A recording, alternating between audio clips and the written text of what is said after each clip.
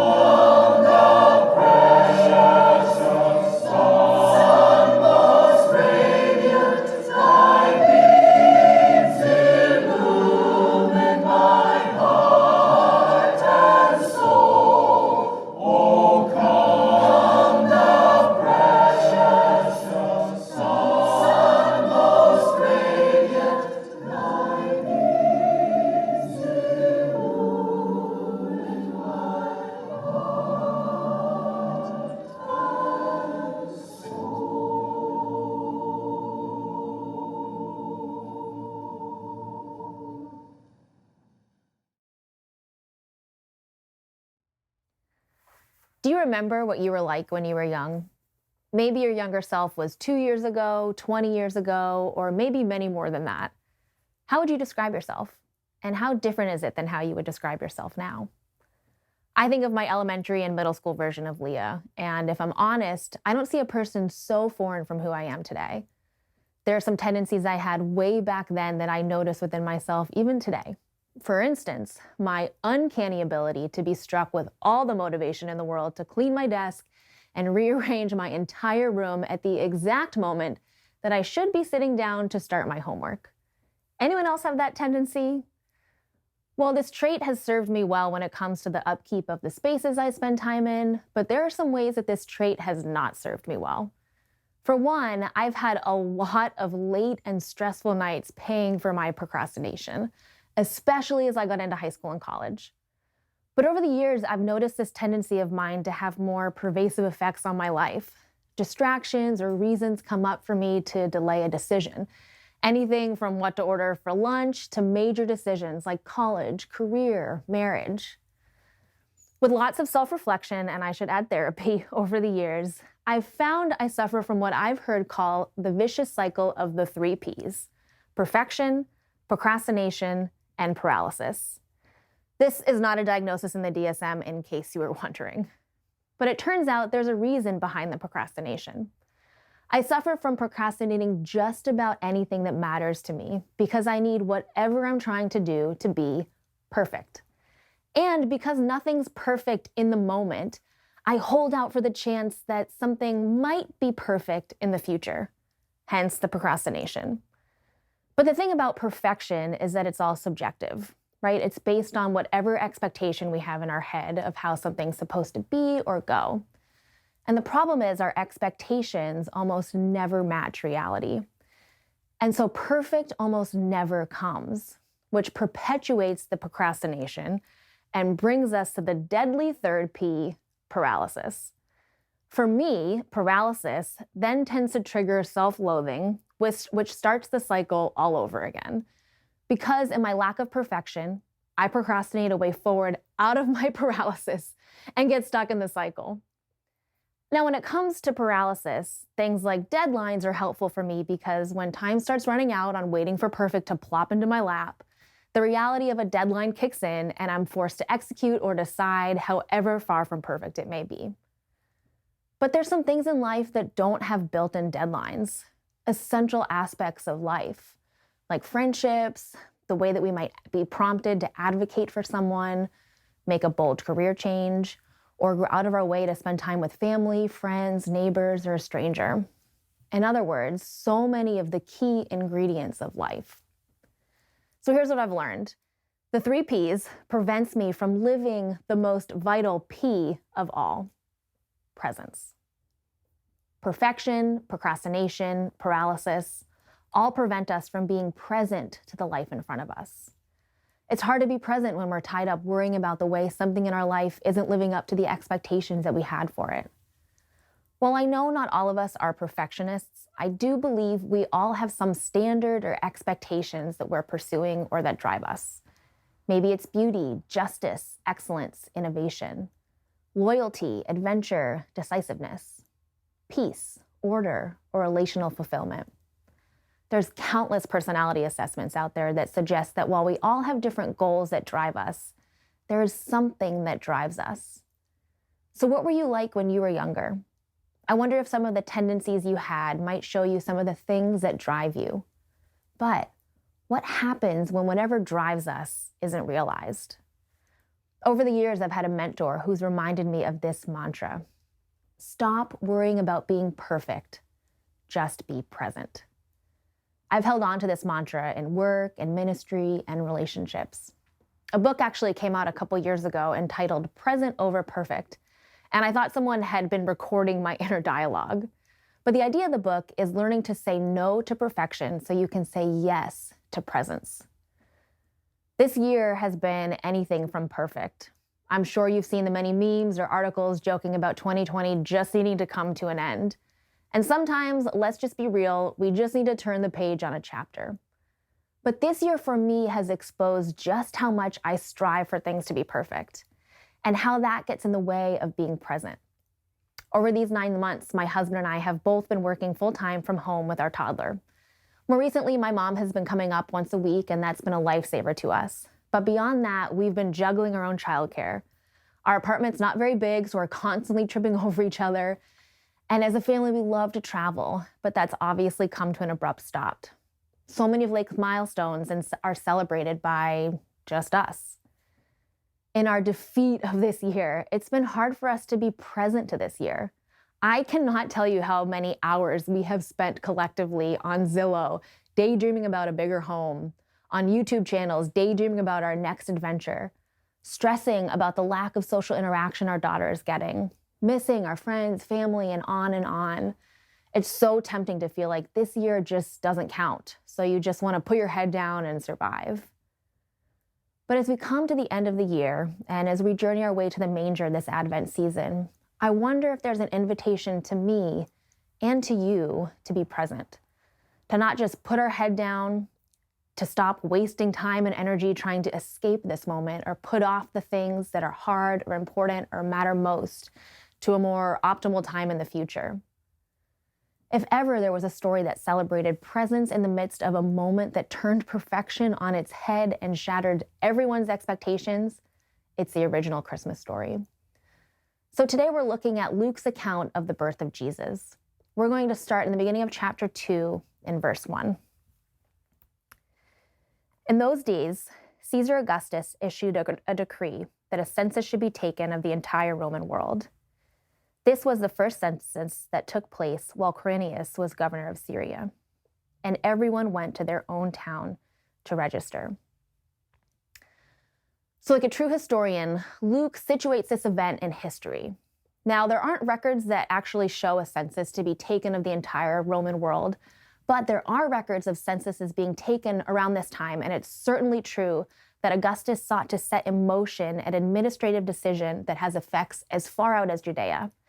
And perhaps that's Luke's point, that this was a far-reaching decree that had direct effects on the main events of the story, much like this pandemic has found us and just about everyone else in this world.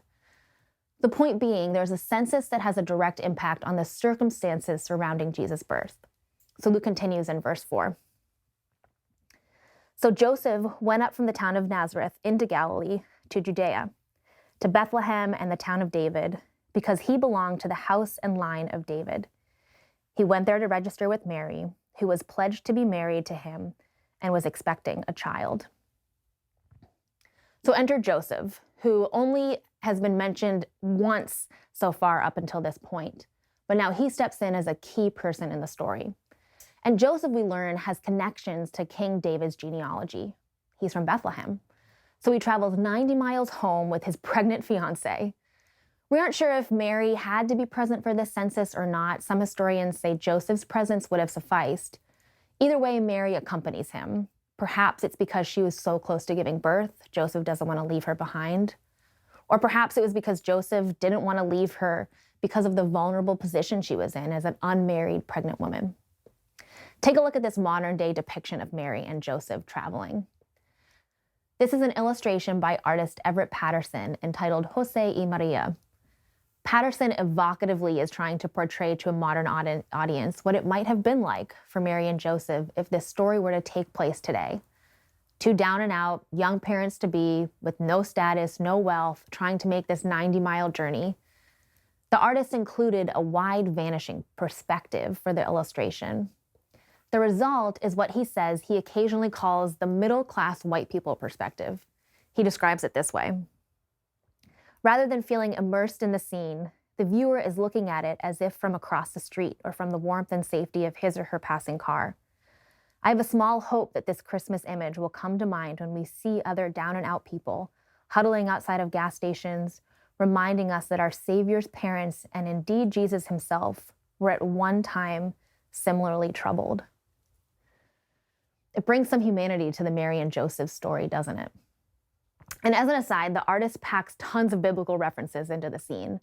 Notice the verse from the prophet Ezekiel in graffiti on the phone kiosk, and the way "Save More" behind Mary's head looks more like Ave Maria. It's a cool portrayal that awakens us to the reality of this story and these people. So Mary and Joseph set out together for Bethlehem. And Luke continues in verse 6. While they were there, a time came for the baby to be born, and she gave birth to her firstborn, a son. She wrapped him in cloths and placed him in a manger because there was no guest room available for them. So they arrive in Bethlehem. The baby's born, and what a simple and peaceful birth it sounded to be. So before giving birth to my first daughter, I read this as a magical moment, and surely it was and is. But if you've heard of birth stories or given birth stories before, while these moments are indeed filled with wonder, simplicity and peace aren't typically the words to describe a birth. Never mind one that's on the road, away from home, in a room that sounds less than ideal. In other words, not perfect. So the text tells us that Mary swaddled the baby herself, which wasn't typical. So Luke is drawing our attention to the loneliness of this birth. There's no family member, no midwife. And Jesus is placed in a manger, or an animal trough.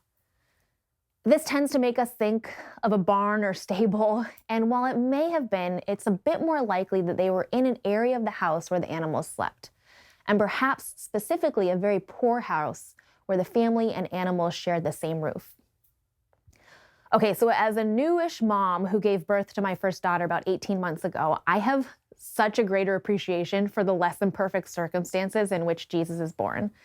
Just to give you an idea of how I prepared for my labor, remember I'm a perfectionist, I had a Pinterest board of all the items that were to be packed in our bag to bring to the birth center. Twinkle lights, oils to diffuse, coconut milk popsicles to snack on, and that's just the start of the list.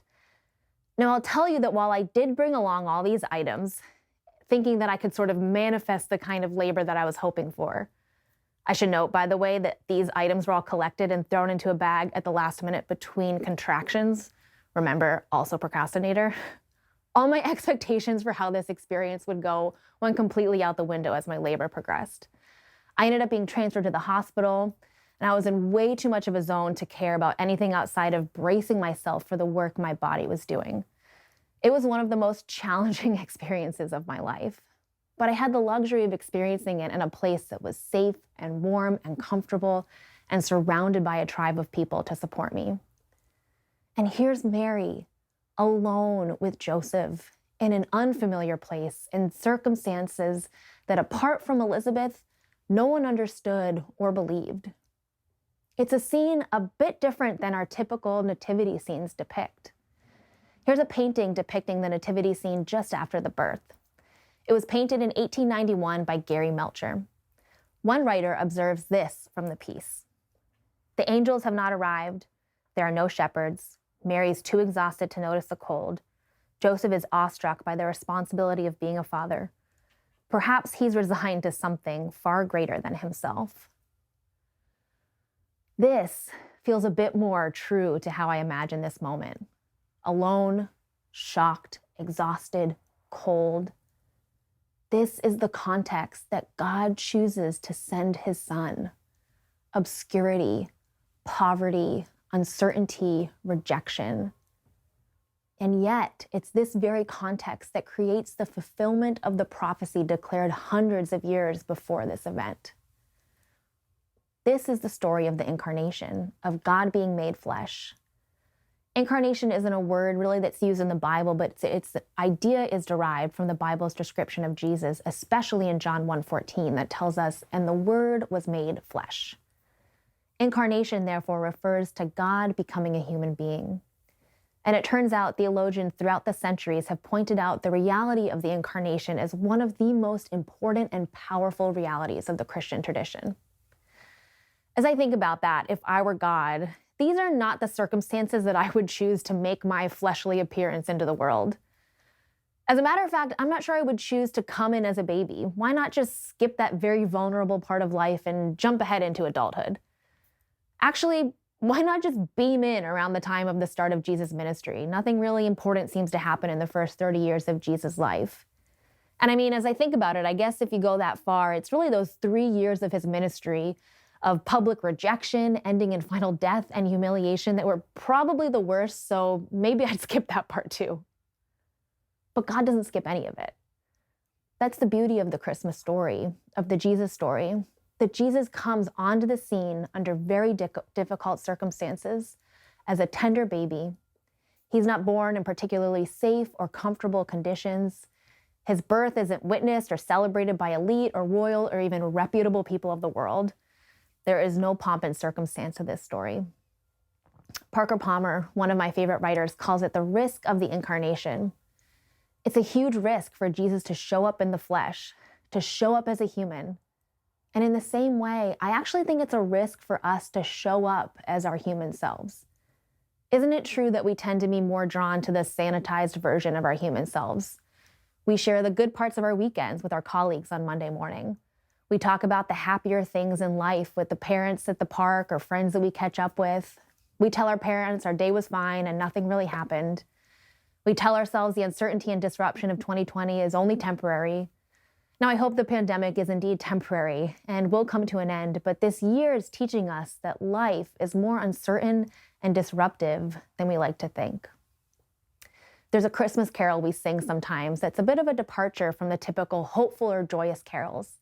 And the Bleak Mid-Winter was first a poem written in 1872 by the English poet Christina Rossetti. It actually wasn't set to music until the early 1900s. Here's how the poem begins. In the bleak midwinter, frosty wind made moan. Earth stood hard as iron, water like a stone. Snow had fallen, snow on snow on snow. The setting is cold, raw, and real. This carol gives us a vivid depiction of the hardness of winter. Metaphorically, I think a lot of us have felt this way this year.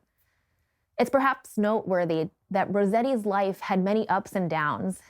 And while well-educated and steeped in the arts, the Rossetti family was not a stranger to hardship. They experienced physical and mental health issues that resulted in great financial hardship. Christina herself suffered from serious health issues on and off in her life. And on top of that, she also had 3 proposals for marriage that resulted in being broken off each time. So it's not a surprise that Rossetti draws out the bleakness of the original Christmas story that we tend to overlook. Her life experience didn't let her over-triumphalize the story. The carol goes on. In the bleak midwinter, long, long ago, angels and archangels may have traveled there. Cherubim and seraphim thronged the air, but only his mother, in her maiden bliss, worshipped the beloved with a kiss. As one writer observes, the carol doesn't shout from the rooftops about Christmas cheer. Instead, it focuses on the simplest yet truest gift of all, love. Jesus may have arrived in bleak circumstances, and though there may have been some extraordinary signs and wonders, it's the love of a young mother and the arrival of this baby that's the centerpiece of the story. What can I give him, she asks. Poor as I am, if I were a shepherd, I would give a lamb. If I were a wise man, I would do my part. But what can I give him? So Mary watches these gifts being brought to her newborn baby, and here she is with Joseph. They have very little worldly resources. They have very little time to prepare for the arrival of this baby. Never mind prepare for the responsibility of raising a child who would grow to be the Messiah, the deliverer of all of Israel. What can she possibly bring?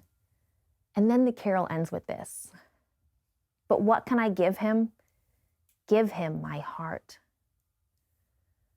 This points to an incredibly important line at the end of the birth story. So the shepherds are told of the birth of the baby. They travel to see Jesus lying in a manger, and the text picks up in verse 17. When they had seen him, they spread the word concerning what had been told to them about this child, and all who heard it were amazed at what the shepherds said to them.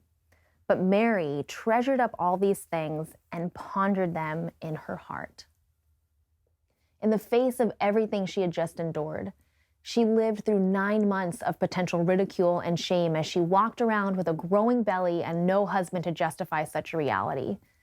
In the face of what must have felt like total inadequacy for all that had happened and all that would come, in the face of the uncertainty of the future, never mind the uncertainty of whatever they were going to do next, Mary chose presence. She recognized God's presence in this amazing and terrifying moment that was happening before her, and all that was promised to her about her son was being confirmed. She treasures God's faithfulness. Words can't give justice to all that she's experiencing. Only the wordless swelling of her heart can adequately capture the undeniable presence of God in her life and in the world. This God has captured her heart. Her inmost self is present to this moment. In these less than perfect circumstances, God has come. The way God shows up in the world in extraordinary and extraordinarily ordinary circumstances, and the way that Mary responds, gives us an idea of what our invitation might be this Christmas. I actually remember going home for Christmas one year while I was in college. My parents were divorced when I was young, so I grew up with my mom, but around middle school, I started seeing my dad more. Now, when holidays came around, we had to negotiate, my mom and I, how to share time throughout the season, which tended to result in some form of a fight. So this fight was about that, but it wasn't just about that year. It was about all the years. So it's Christmas morning, and it doesn't take long for this fight between my mom and I to emerge. Who knows who said what to trigger what? But there we are, presents still unwrapped under the tree, and we're both angry and crying and trying so hard to get the other person to understand where we're coming from. Feeling completely hopeless on how to resolve this, I dramatically grab my car keys, hop in my car, and drive away. Somehow through the tears, I found my way to a waterfront, parked my car, and just sat there pleading with God for some kind of miracle. I ended up writing down the thoughts that were swirling in my head, and I was writing them in the form of a bullet-pointed letter to my dad. I couldn't put it off anymore. I'd worked so hard all those years to keep the peace. And I think in my desire for things just to be okay, I just kept acting like everything was okay. But they weren't. And that's actually what my mom was trying to get me to see that morning. So with a pit in my stomach and a shaky hand, I picked up the phone and called my dad. He had to know what was going on behind the scenes, and that as much as I wanted things to be normal amongst us all, they just weren't. And me pretending they were, pushing aside the things that needed to be said or burdens that needed to be shared, wasn't making things go away. The conversation that morning actually ended up being the start of a several-year road to healing amongst my family. Things are not perfect even today, and those years of counseling and naming reality was not easy. But things started changing once I stopped trying so hard to make everything okay, to try to pretend that things were perfect. In her book, Present Over Perfect, Shauna Nyquist shares that change often starts with a breaking point.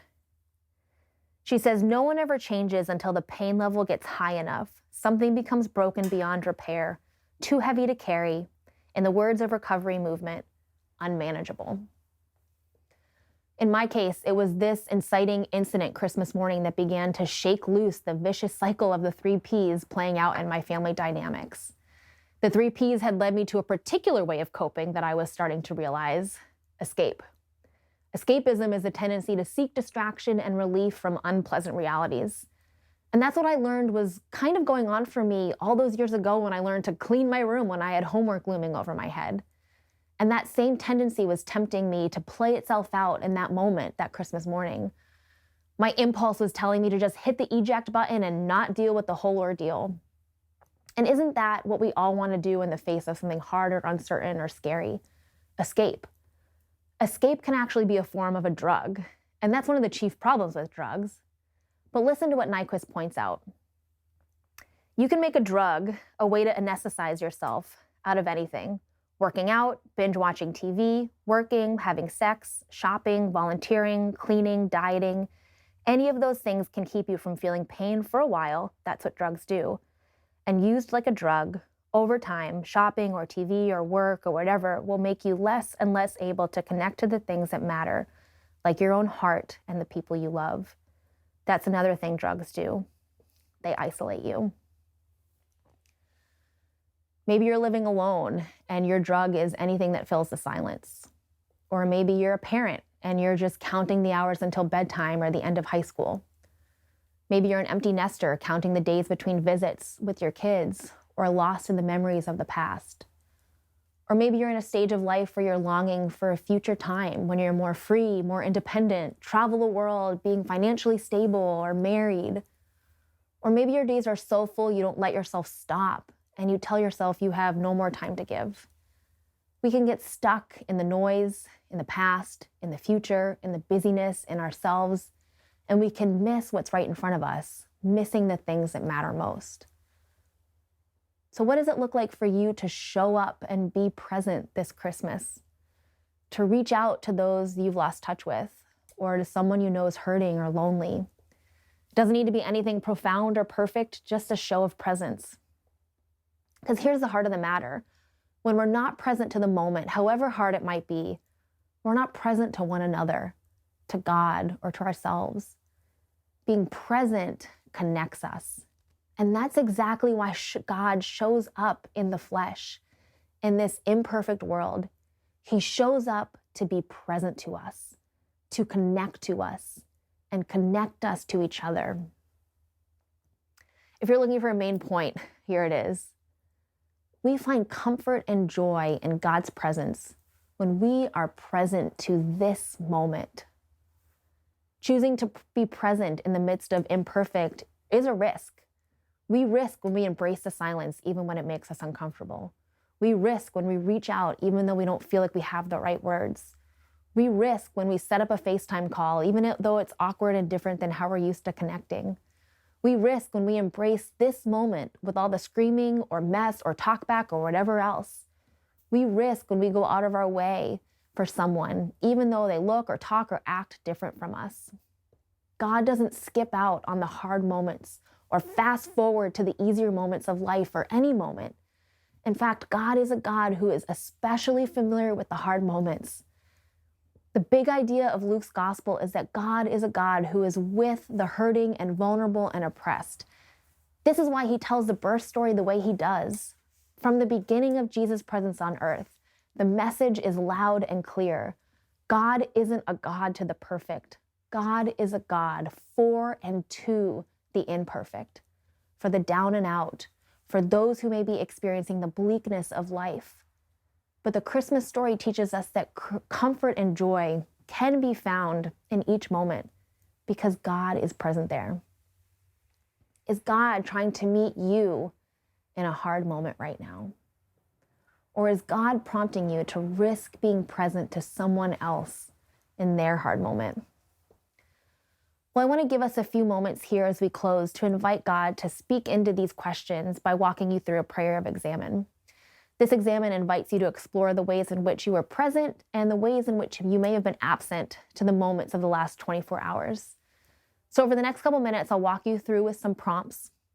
And as we prepare, I invite you to get in a comfortable position, let your muscles relax, let your mind begin to quiet down, close your eyes or set your eyes somewhere softly in whatever space you're in.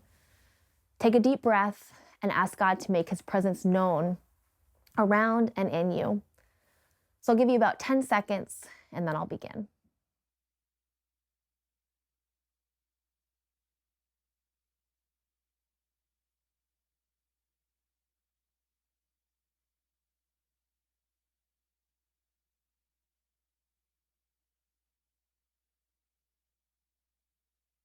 God calls us to be fully present to the moment at hand, but so often we're lost in another world, lost in the past, lost in the future, lost in our broodings, lost in our joys, our fears, our expectations, our judgments.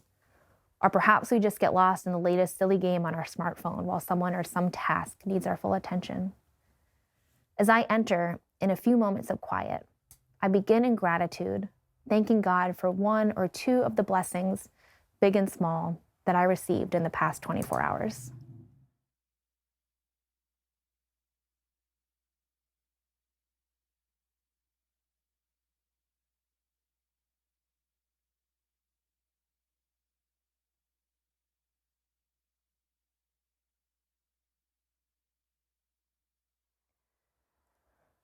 Looking over the past 24 hours, I asked God to show me the moments when I was not fully present, when I became distracted or lost in my own thoughts, or sought some form of escape while the moment called for my full attention.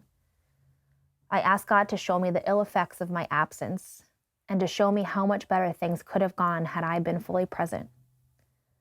I speak with God about those moments.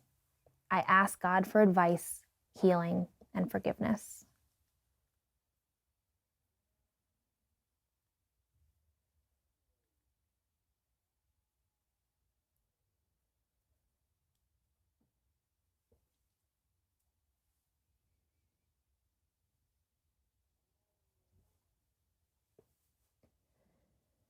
As I look over the past 24 hours, I also recognize the grace-filled moments when I was fully present to the moment.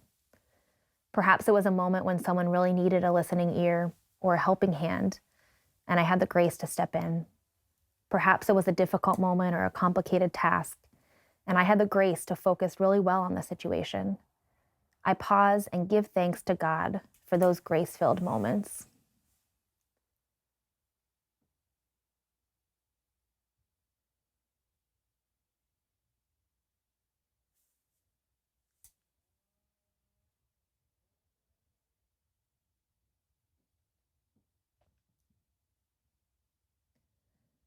I now look to the next 24 hours before me.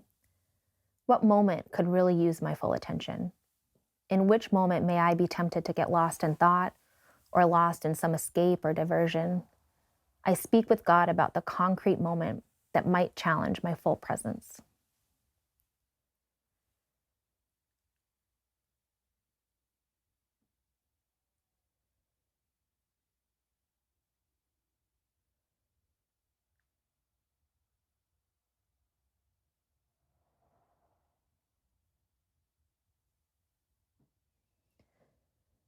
God, we ask that you would meet us today. Give us the courage to risk showing up to the moments and people and places that are messy and hard and imperfect, because that is where you are most acquainted. May you teach us to love as you have loved and give us the courage to show up with our heart. Amen.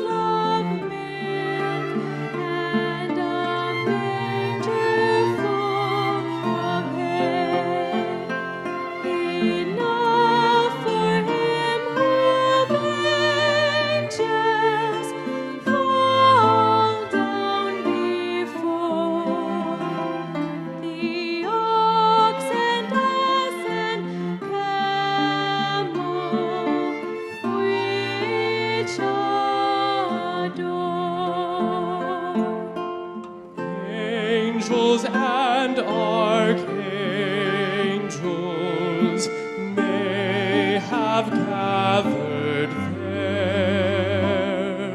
Cherubim and seraphim thronged the air, but only his mother in her maiden bliss worshipped the beloved with a kiss.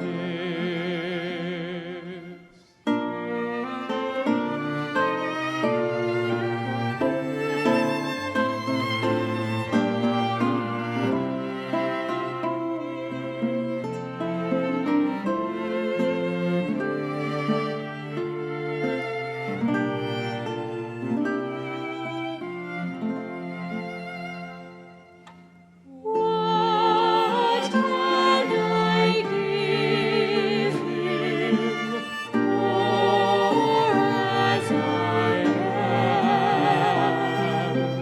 If I were a shepherd, I would bring a lamb. If I were a wise man, I would do my part. Yet what I can I give him, give my heart.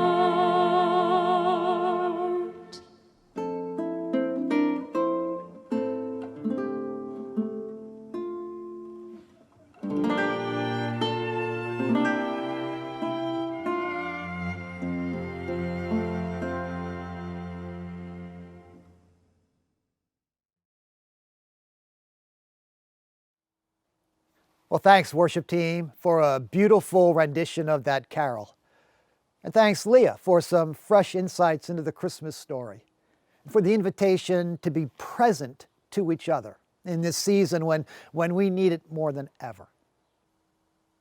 Just a reminder that every Christmas season we receive a special offering that we give away entirely to meet some pressing material need in our world. This year, that offering is going to be distributed to some local and global agencies we're already partnering with to provide food and housing security to households that are in need due to the pandemic here in our own city and around the world. If you'd like to contribute an over and above gift to that fund, you can go to grace.org/Christmas or send a check to the Grace Chapel offices with the word Christmas Fund in the memo line. Just a reminder to families, we have FX Jingle Jam happening this Friday at 6 p.m. online.